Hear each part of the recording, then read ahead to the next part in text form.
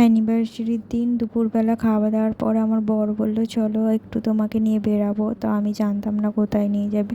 দেখলাম নিউ মার্কেটে নিয়ে গেছে আর আমাকে প্রচুর শপিং করিয়ে দিয়েছে। আর তারপরে দুজনে ঘুরলাম, খেলাম। তারপরে মা ফোন করে বলল যে আমাদের বাড়ির পাশে সব কাকুর মেয়ে আর ছোটো ছোটো যেই বাচ্চাগুলো থাকে তারা নাকি আসবে, ওদের বাড়ির পুজো হয়েছে, নাকি প্রসাদ দিতে আসে। আমি বললাম ঠিক আছে তাহলে আসুক। তো আমিও বসে আছি আর বাচ্চাগুলি অনেকই ছোট, কিভাবে আসবে সেটাই আমি ভাবছিলাম, চিন্তা করছিলাম। দেখলাম চলে এসেছে আর ওরা আমার জন্য কিছু সারপ্রাইজ প্ল্যান করেছে। সবচেয়ে বড় বিষয় এটাই হচ্ছে যে ওরা নিজেরা কিছু কিছু মানে নিজেদের টাকায় আমার জন্য গিফট, কেক এগুলো নিয়ে এসেছে। আর এর থেকে বড় কিছু সারপ্রাইজ আমার মনে হয় না হতে পারে।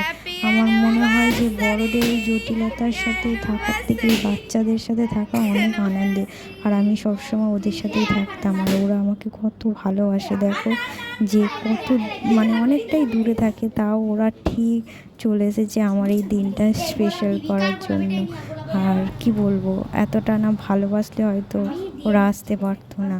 আর আমার স্কুল লাইফের পরে মনে হয় না আমি কোনো দিন কোনো বন্ধু করেছি বলে। তো আমি সবসময় ওদের সাথেই থাকতাম, ওরাই আমার বন্ধু, ওরাই আমার সবসময় ওদের সাথেই থাকতাম, পিকনিক করতাম, সব কিছুই করতাম। ওদের যত বায়না, এইটা করে দাও ওটা করে দাও সেটা, মানে সবসময় ওরা আমার কাছেই থাকতো। আর দেখো আমি চলে এসেছি, ওরা আমাকে বলেনি, ঠিক আমার বাড়িতে চলে এসেছি।